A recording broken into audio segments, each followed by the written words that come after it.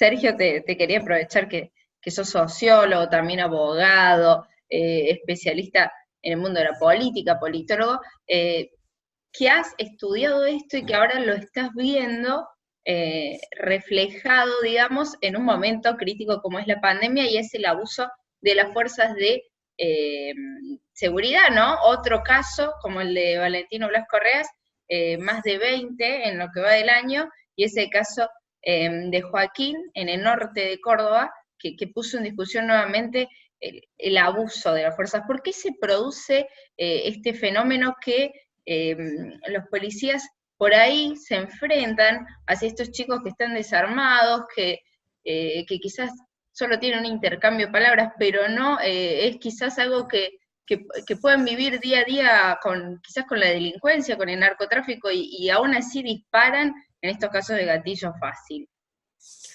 Bueno, en realidad no hay una sola respuesta, ¿no? Es multicausal.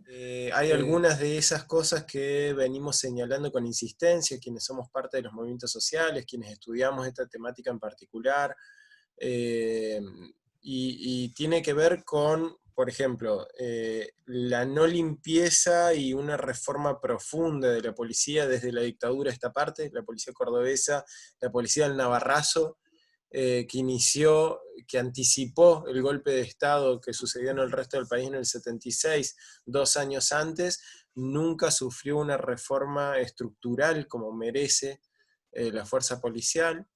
O sea que por más que Segundo, se cambien, por ejemplo, los jefes de policía o las personas a exacto. cargo, no habría un cambio en la estructura.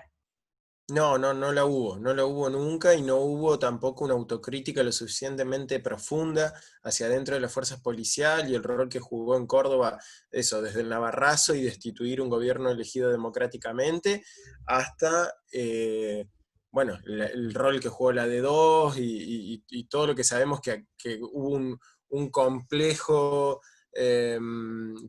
policial militar muy profundo, ¿no? En Córdoba, que jamás fue cuestionado ni fue revisado.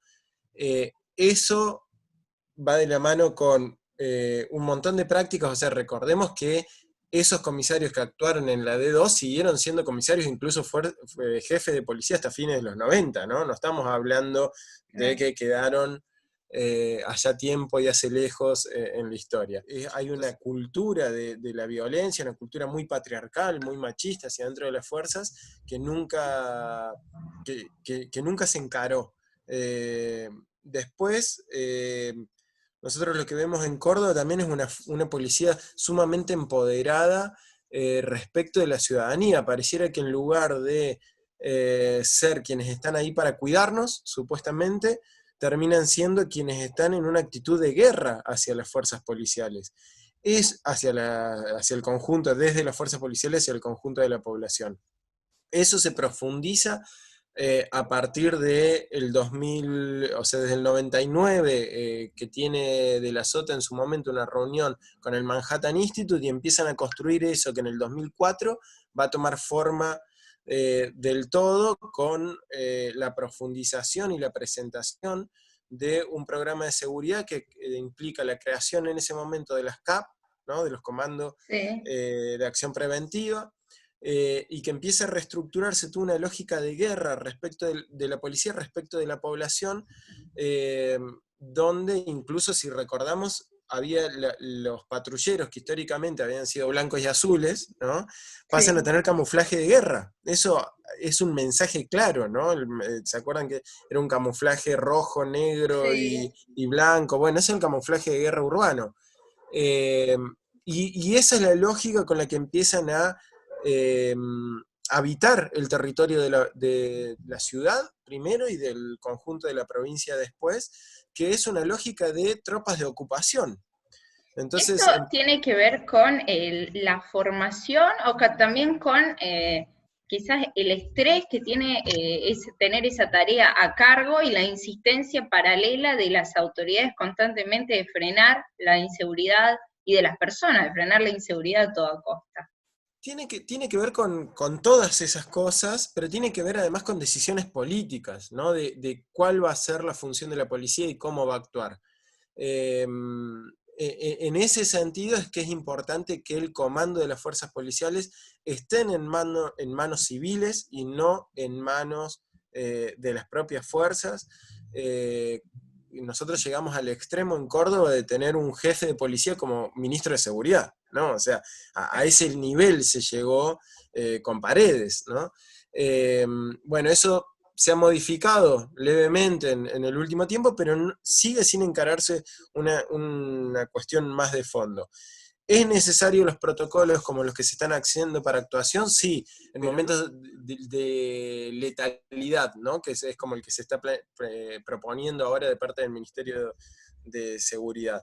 Sino que los protocolos tienen que empezar mucho antes, porque es como si vos atacaras, no sé si lo llevamos a otra situación, el problema del femicidio solamente en la situación de violencia extrema, ¿no? Hay toda una pirámide de violencias que construyen ese punto culmine de la pirámide de la violencia que es el gatillo fácil, ¿no? Claro. Entonces, hay una serie de elementos que tendrían también que estar claramente protocolizados de parte de la policía hacia los ciudadanos, Y no están entendiendo en la nueva normativa. No, la nueva normativa es simplemente en qué momento pueden usar armamento o algún tipo de llaves o digamos,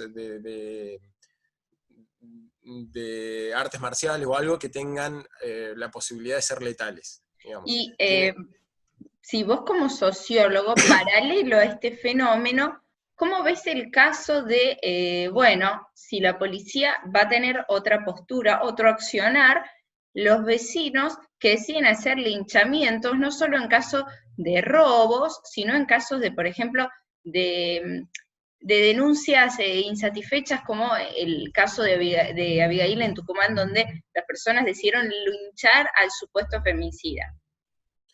A ver, hay una situación de violencia generalizada que está instalada y desplegada socialmente, que es muy profunda, ¿no? Que no es un problema solamente de las fuerzas policiales.